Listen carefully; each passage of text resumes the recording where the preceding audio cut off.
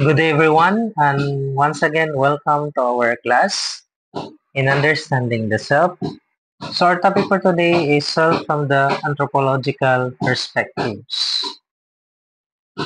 So, bago ang lahat, ito muna ang dapat nating matandaan or maintindihan after natin matalakay itong lesson na ito. That at the end of this lesson, you should be able to explain the concept of self according to anthropological perspectives. And then after that, of course, we can relate the anthropological perspectives of the self to oneself. But before we move on to our discussion, let us first define anthropology. So ano ba ang anthropology? Actually, it came from the Greek words anthropos, which means human, at saka logos, meaning study. So it is study of humanity. So ang anthropology po is the study of humanity, particularly the origin and development of human societies and cultures.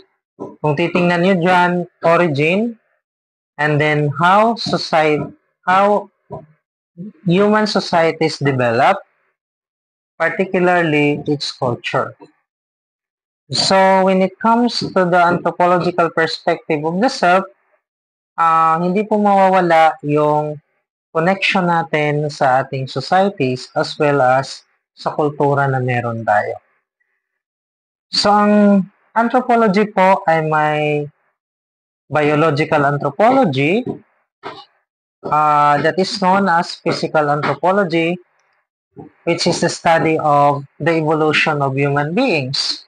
So, paano ba nag-evolve yung human beings? Okay, kaya nga po, meron tayong pag-aaral about the origin of the human species, especially kung saan talaga nagmula ang tao. So, meron din tayong tinatawag na cultural anthropologies or anthropology. Ang cultural anthropology, pinapag-aralan po dito yung learned behavior of groups of people in a specific environments. Kasi iba't ibang environments, iba't iba pong learned behavior o yung tinatawag na kultura. So sa American culture is different from Philippine culture. Okay? So the next one is linguistic anthropology. Dito naman how language influences social life. Language is very powerful.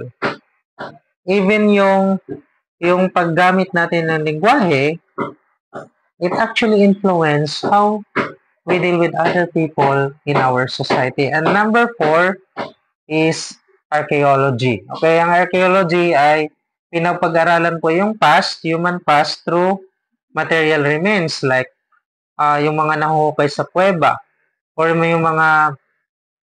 yung mga buildings or architectures na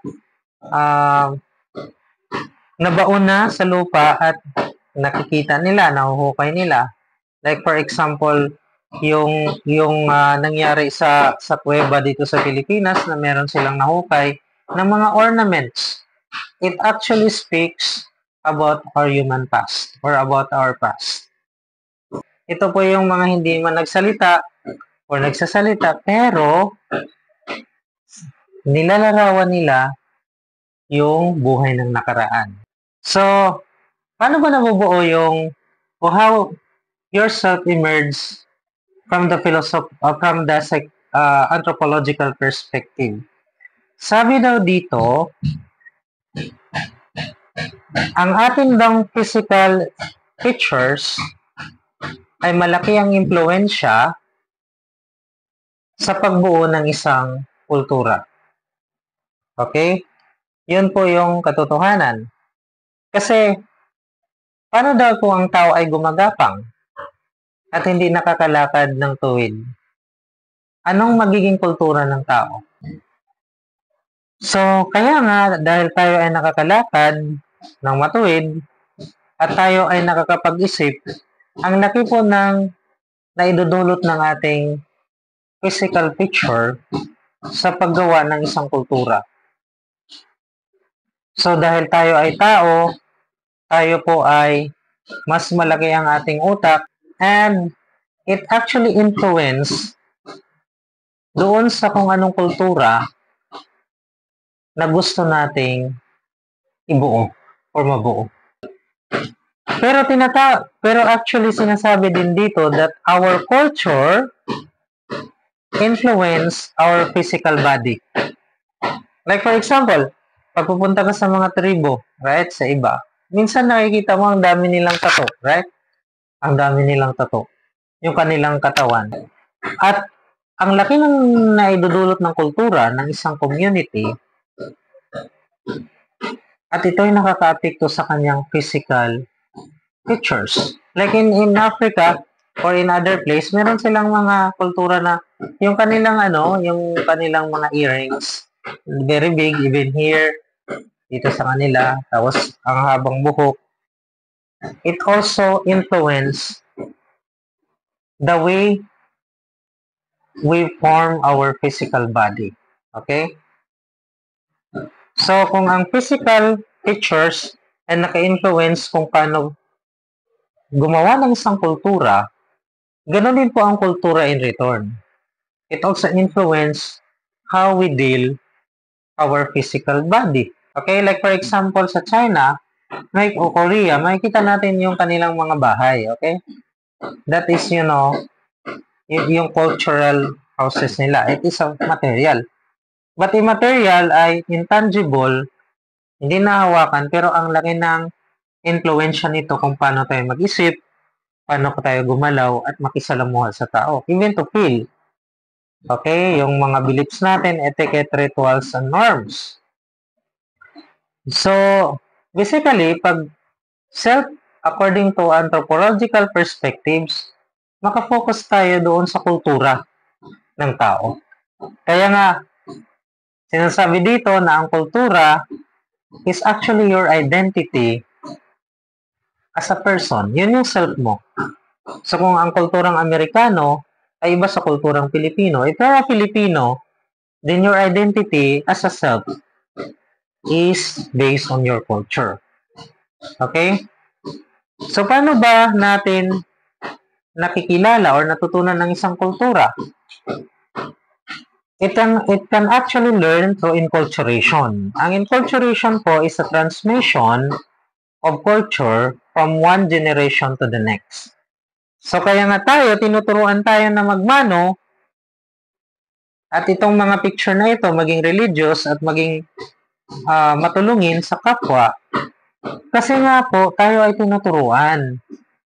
And when we say transmission or enculturation, it can be oral tradition, kwento, stories, pangaral ng iyong tatay sa'yo, or sa iyong parents sa'yo, o lolo mo o lola mo sa'yo. It could be also written tradition, yung mga nakasulat, okay? Or nakalimbag. Kung paano nila sinusulat yung mga values ng Filipinos, or even our history, or even our traits, or even our beliefs as Filipinos.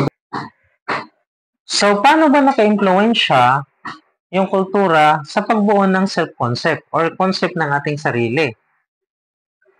So, sabi dito, culture is the way of life, and it affects the development of our attitude. Ayan. Ang kultura din po serves as a means of social control.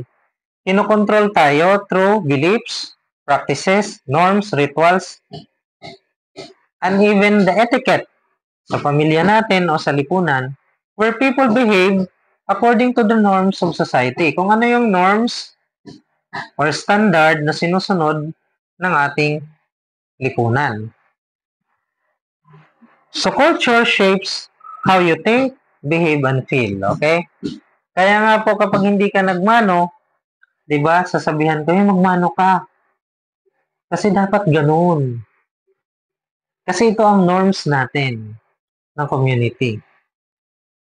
Kailangan kang maging hospitable. Kasi nga, ganun ang Pilipino. Ganun tayo pinalaki. Cultures affects perception. Perceptions mean paniniwala natin sa mga bagay-bagay. Ang kultura din po ay naka-influence paano tayo gumalaw, and even it shapes our personality. Pero actually, when we talk about self from anthropological perspectives, sinasabi po dito that meron po tayong tinatawag na sociocentric at saka egocentric. Ang sociocentric po, view of self, ay nakafocus doon sa one's social group, or ito ay tinatawag na socially oriented. Okay? Other-oriented or other-centered. Ang egocentric naman, it is a view of self focuses on individual self. Pag sinabi natin sociocentric, nakafocus ito sa isang group. Okay? So, ang tinitingnan natin dito ay kapakanan ng grupo, buong grupo. At ang egocentric naman, ang kapakanan ng sarili. Okay? Sa ating daw po, as a human being or as a human person, meron po tayong dalawang sides nito. We have both of this, okay? Meron po tayo nito. We are sociocentric but at the same time, egocentric. Because ang pagiging egocentric po ay, of course, we have also our own dreams. We also have our own, we also wanted to become independent and to succeed in whatever career we have. So that is being egocentric, right? Kung baga, meron tayong inuuna natin din ang ating sarili, right? Tinitingnan din natin ang ating pangangailangan sa pagiging isang tao. Pero meron din tayong sociocentric in a sense that sa ating puso o sa ating kalooban, tinitingnan din natin ang kapakanan ng iba. May mga times inuuna natin yung kapakanan ng iba kaysa sarili. May mga time naman, meron kasi tayong mga pangarap sa buhay na gusto nating maabot, na kailangan nating abutin kasi maging masaya tayo dito, and we become egocentric. Okay?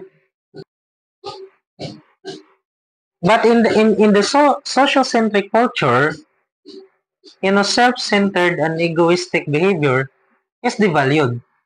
Sa egocentric culture naman, yung individualistic pursuit is highly encouraged. Okay? So, meron tayong sociocentric and egocentric within ourselves, but there are also sociocentric and egocentric culture. So, ano ba itong sociocentric and egocentric culture? Ang sociocentric po is more on collectivism. Ang egocentric po is more on individualism. Okay?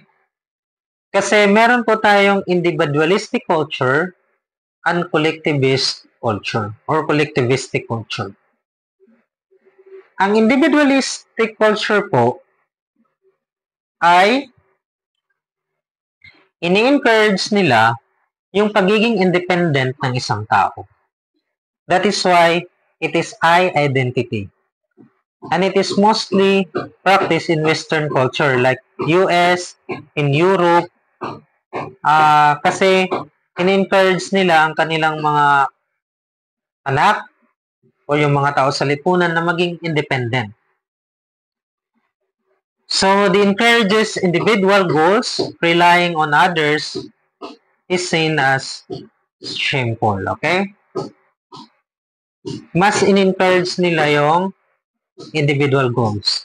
Pag nag-rely sila sa iba at hindi na sila nagtatrabaho, then it is considered as shameful. Mas pinapalaga ng individual rights at pagiging independent. And people strive to be successful in their own ways. Ang sociocentric naman is collectivism. In the collectivistic culture, interdependence is highly valued. Kaya nga, merong tinatawag na we identity. It is not I, but we. Meaning to say the whole community or the whole group. and it is mostly practiced in Eastern culture, like in the Philippines, in Japan, in China. So in the collectivistic culture, everyone supports each other. And the rights of families and communities come first. Ayan, hindi sarili, kundi ang komunidad at pamilya. In-encourage din nila to do what is best for the community rather than for themselves. Mas pinahalaga nila yung collaboration and rules foster unity and brotherhood. So, kung baga, ako namuhay sa isang community at ang success ng community ay success ko. Hindi po ako lang. Okay? So, sa collectivistic culture, again, I repeat, pinapahalagaan yung group more than oneself, and it belongs to sociocentric understanding of culture. Sa egocentric naman, belong dito yung individualism na ang pinapahalagaan ay independence as well as yung success ng individual. So, gaya ng sinabi ko, kapag Filipino self ang pinag-uusapan or concept of self, Filipino concept of self, our concept of self is collectivism rather than individualism. At ang Filipino self embodies relational being, focusing on harmony, interdependence, and respect for social relationships. So since Filipino concept of self embodies a relational being and focusing on interdependence and respect for social relationships, I think it is connected to the concept of kapwa. That the Filipino self-identity is embedded in our relationship with other people through pakikipagkapwa-tao. So the word kapwa, which is translated as other in English, is actually not a definite or exact translation of this word, since the word kapwa is not just an other, but a unity of self and other. So you cannot separate an I to the other when we talk about kapwa. Okay, dito po, meron pong tinatawag na ibang tao or outsider at hindi ibang tao or one of us. Okay? Sa wikang Pilipino. So ano ba yung ibang tao or outsider? Pag outsider, nakipag-deal tayo sa outsider, yun yung pakikitungo. Okay, sa doon pakikitungo, pakikibagay or conformity, pakikisama or level of adjusting. Kahit na hindi mo siya gusto, outsider, okay, makikisama ka lang. Okay? Para walang gulo, di ba? Pero meron din naman tayong level ng hindi ibang tao or one of us. Ito yung pakikipaglagayang loob or level of mutual trust and pakikiisa. Kapag hindi siya ibang tao or outsider. Pero sa concept of kapwa, whether you are an outsider or not, it embraces all of this. Okay? In-embrace na yung lahat. Kahit na ikaw outsider, or kahit na ikaw ay hindi outsider, the concept of kapwa is embracing all of this. Kaya nga ang pagkikipagkapwa-tao ay hindi ka pwedeng magsabi na ang pakikisama ay pwedeng walang pakikipagkapwa-tao. Right? Pwedeng nakisama ka lang. Pero hindi pwede yung sabihin mo na nakikipagkapwa-tao ka na walang pakisama. Right? So, kapwa is deeper than all of this because it embraces whether you are an outsider or not. Meaning to say, you have to give respect to that person, not just a respect for that person, but you are treating that person, even you do not know that, or you do not know that person as hindi na ibang tao, whether hindi mo siya kilala or kilala, pag nakikipagkapwa-tao ka, it goes actually a very deep understanding of a, a, a, a relationship between you and other people. So, Filipino culture is more on collectivistic rather than individualistic. But we will not forget that when it comes to our understanding of the self, Filipinos are relational. Okay? At pag sinabi nating relationship, hindi nawawala yung word na kapwa or pakikipagkapwa-tao. That is our identity as Filipinos.